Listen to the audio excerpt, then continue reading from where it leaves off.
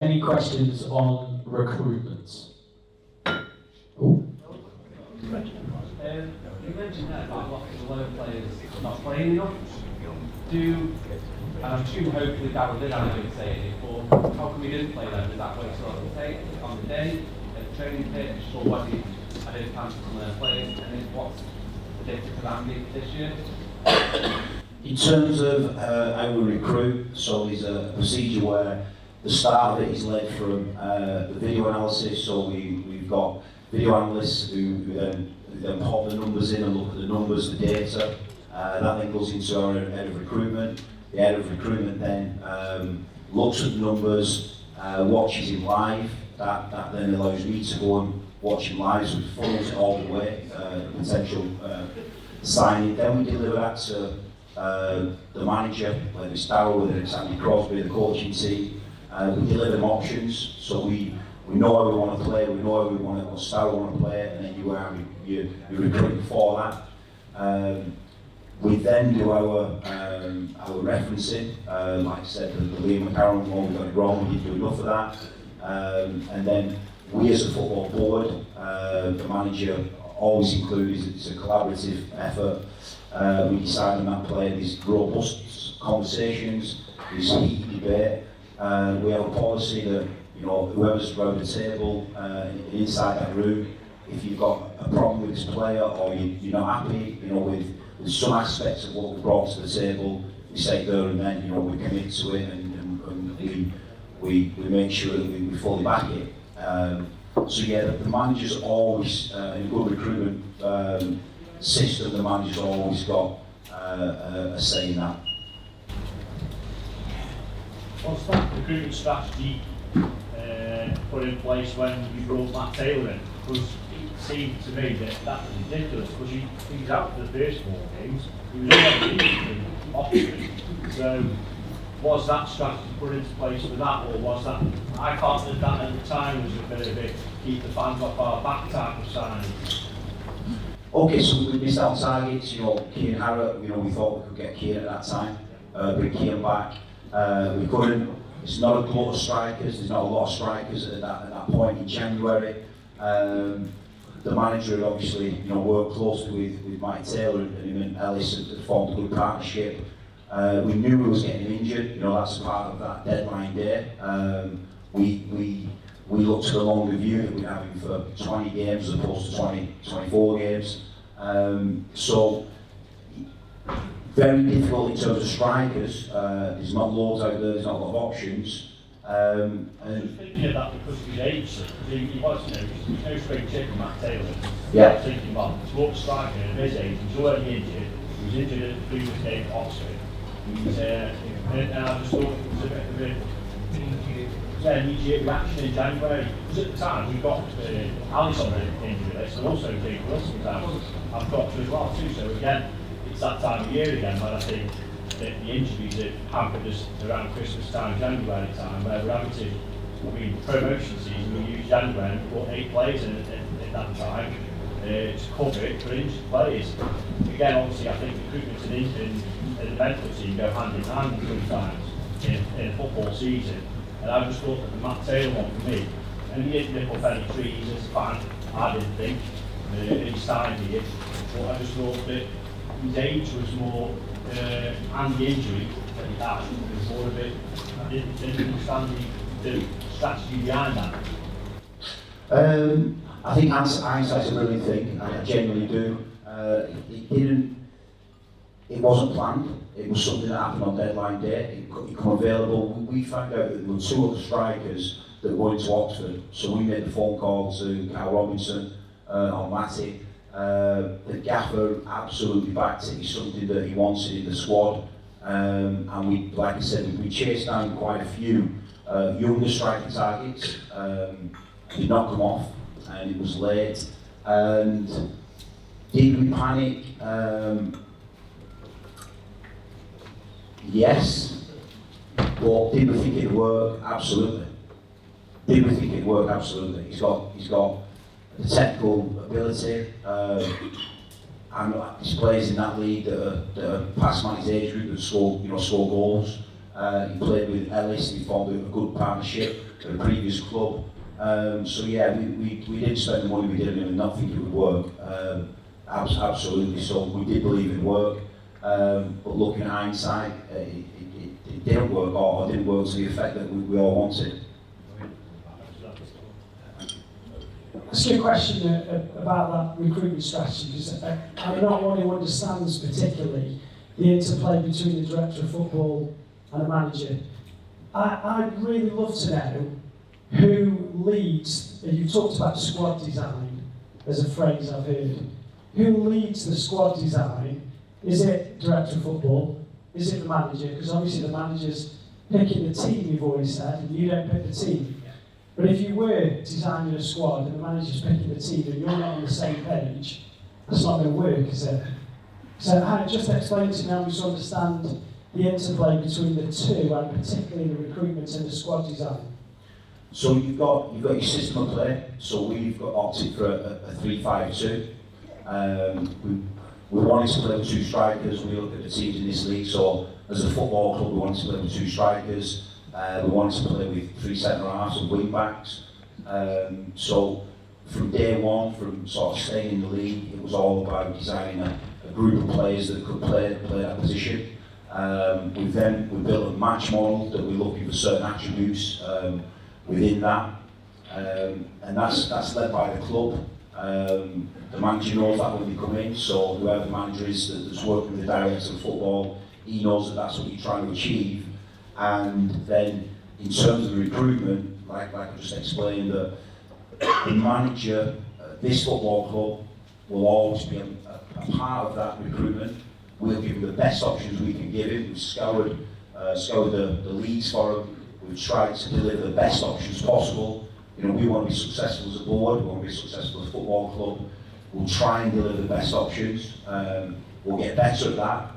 And once we've delivered them options, the player, the manager, whatever he wants to do within that structure, he can do, and he goes out to do, whether that's make a change, whether that's to go to a 4-4-2, a 3-4-3. That's what he sees. You know, that's his game intelligence, that's his game gut feeling, that's his management, and that's what any manager does. That's within a good system. So we work really closely with Darryl, an incredible relationship with him, and work really closely. We have an unbelievable honest relationship around football. There's times when he's run me on a Saturday night, Sunday morning, we've gone through it, and I said, listen, spend that time with your family. We'll discuss it Monday. Being around your family is more important. In my past as a manager, I've had chairman and directors of football ring me Saturday night, all day Sunday when you're out with family, and just don't stop interfering, pecking your head. That's one thing that as a director of football I'll never do. I believe that once you trust the manager to go and do his work, then you go and do it, and you just support, and more support. And one thing I can clearly look at anyone behind is that the support is out of the board, the support is out of me, Darryl, the support is out of Carol, goes past anything I've ever seen in any walk of life. That support goes past anything I've ever seen. The love we give him, the support we give him, is at a level that I've not seen before. And anyone wants to ever look me in the eyes and say we didn't, couldn't be further from the truth. David, can I ask if there's any chance you'll be able to recruit players earlier this year? I know what Darryl used to say, that there are bargains to be had late in the transfer window. I say personally, although there might be some sense in that, what we compare it to is if you go to Marks and Spencer sale on the last day, you don't get the size and colour you want. Last year, for instance, we went to Exeter with a strike force of, I seem to remember, it was property in operation and McDermott. We didn't sign Harrison until the 11th after we'd taken the hammering. So, will we be able to seek players earlier in the window? I think at the end of August, we might have lost 3 games by then. Yeah, in terms of did we want to put that team out against Exeter? No. Was we comfortable putting that team out? No. The turnaround was insane. So there is reasons for it, you know, there really is. I'm not trying to make an excuse. It was a really short window, and it was something that we, that when you look back, could we have done any sooner? Could we have got recruits? Ellis was an important you know, tool that we had to recruit. It took a little bit of time, so we waited on that one.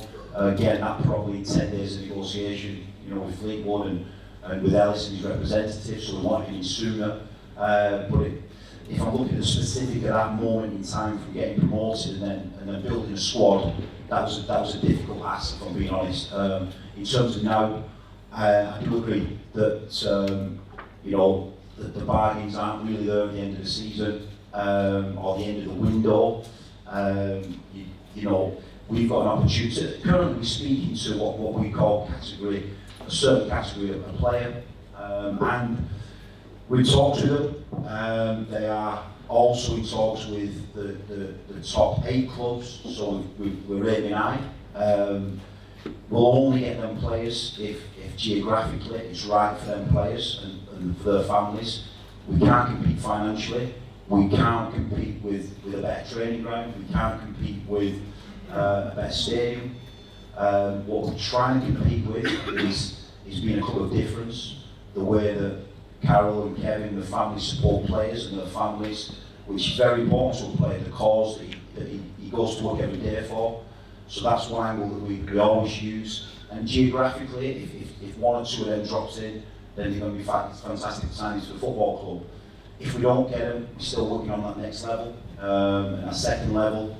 So we are endeavouring to deliver the best players possible. And I know Darryl said that, and I know that's one of his sort of sayings, but I'm with you. You know, towards the end of the window, you might get that player who's nobody else wants, or you get a player on trial. Why is a player on trial? You know, he's probably not at the level. So you might get 1 or 2 over a squad of 22. You might get 1, you might get 2. You're certainly not getting 4 or 5. Thank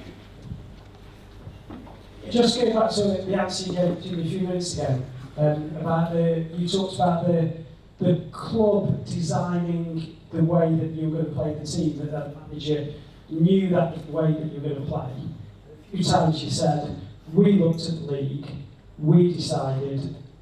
Who's we? In terms of, we saw at the start of the season, we the football board, so that's myself, the manager, the coaching staff, our recruitment team,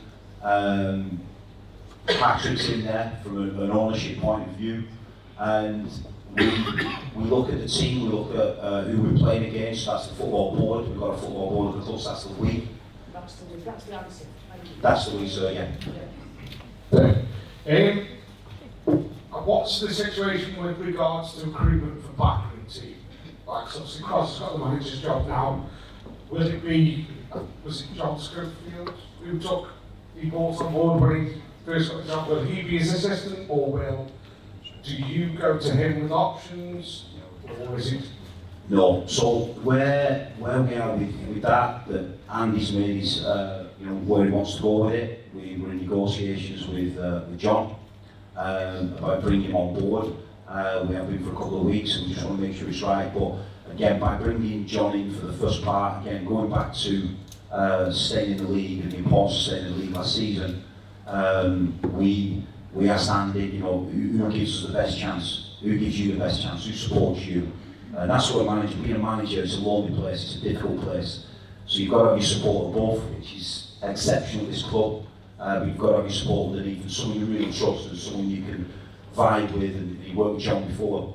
So that's something that, again, we're working on. We can't announce it, but it's something we're working on, and hopefully that might happen in the next few days, you know. Will it just be John, or will there be a few more coaching additions? No, there'll just be John, and David Dunstay, yeah. So we've got, you know, we've built a good infrastructure of the football club. We've built something, you know, from a goalkeeping department, a medical department, physical department, analytical department. We're getting stronger.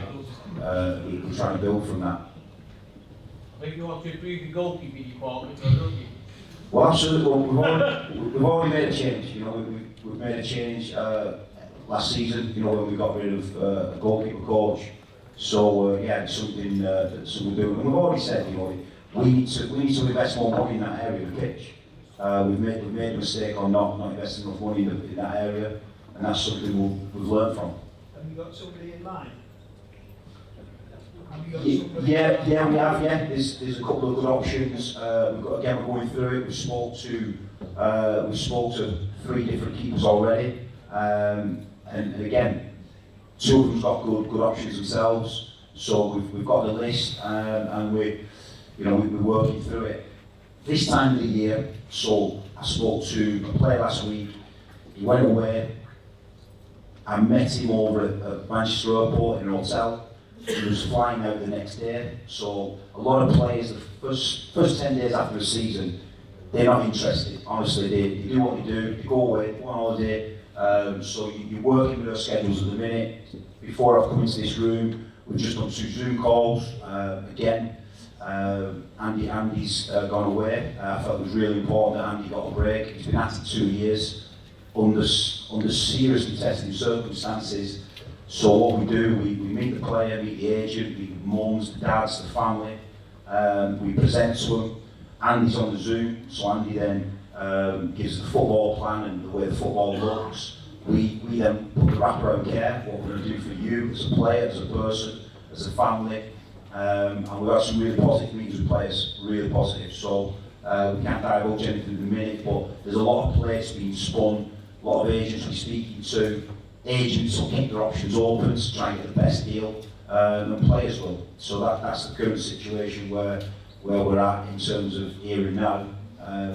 But recruitment is something where you've got to make sure that you're in the game with the best players you can possibly get, and you give the best account of yourselves, and that's what the club does every time we present to any player that we try and sign.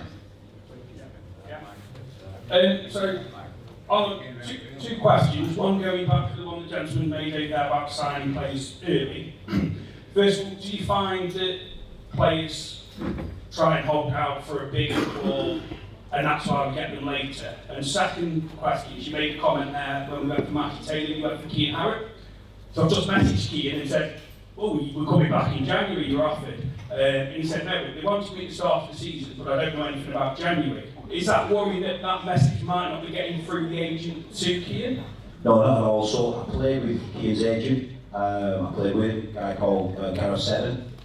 So me and Gareth spoke in January. We spoke to the club on numerous occasions. We thought we might have got him, and then they decided then that he'd be a part of what they're doing going forward. So in terms of, what was the first question, sorry? One of the gentlemen said about signing players early. Do we find that they're trying to hold out for maybe bigger club or? Yeah, if they're the right players, they've got 2 or 3 options. You know, we're not the only option, and they've probably got 3/4. Sometimes geographically it doesn't work for them, so it narrows it down. But yeah, anyone who's hitting the numbers, hitting the right metrics, other clubs that are recruiting at a good level will be for that competition. What kind of volumes are we talking about with the close season with contact with the club? Whether that be through an agent, someone you approach, obviously we've got 10 vacancies within the playing squad, would that be hundreds of contacts, 500? What kind of volume do you work with? Probably to get one target, you're looking at 8, so times it by 8. So between 1,800 people that you've plus that's as well as agents that are just contacting you as well to try and put their place towards your players that you might not be interested in. But yeah, it's non-stop. We've got a system that catches that. We've got a system that from an electronic point of view that we catch that and make sure that we're not missing anyone. But probably interview 40 to get that level, but certainly Zoom and speak to between 60 and 80 to get the right level. Last couple of questions on the recruitment. Gentleman at the front with the grey t-shirts. Yeah, the players that have actually left, I'm thinking of a couple of fan favourites, which is Dave Worrell and James Wilson. Can you give us some background as to why they left? Wasn't the deals good enough that we offered them? In terms of James, we looked at the work he did in League Two. I thought he was outstanding. I thought we got a brilliant season for James. He had a lot of injury problems previous to that. Never really scored a hatful of goals. He come to us. We got the balance right. And I thought James was incredible for us. Outstanding. League One. He got injured very early in the programme. Went to Locala, to a calf injury. Never really recovered. What I saw for James in the first year was when he got injured and got back, it took him 4 or 5 games to get his total rhythm.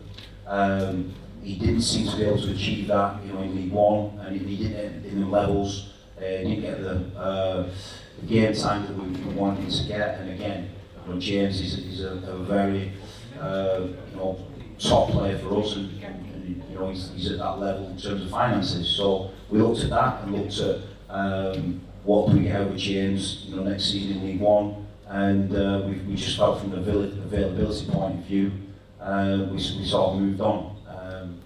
His service to the football club, certainly getting us out of the league was outstanding, but performances in League One didn't work up to that, and that's the league that we find ourselves in. In terms of David Worrell, an outstanding guy, an incredible person, football player. If we'd have been 2 or 3 years down the line, we did speak to him about a potential coaching role. If we'd have had a 21s team, these are the discussions that we're in with David Worrell. We're not at that level yet. We've not got a 21s team. I think he'd be an unbelievable role model for a 21s group. He epitomises the club's values as a person and as a player. When he left us, he come in the boardroom, we had a board meeting, he come in the boardroom, there were cries, there were tears. We offered him a 1-year deal, and he went for security. He was, I think it's about 10 minutes from his house where he's going to sign for. The security, I think David Worrell will be back in his football club in some capacity, 1,000,000%, because he carries the value of the Shanahan family. He's an outstanding person, and we love him to bits, but sometimes you move on, and it's difficult with fans' favourites, it really is. It's emotive, it's difficult, but we've got to try and make decisions that improves the football team.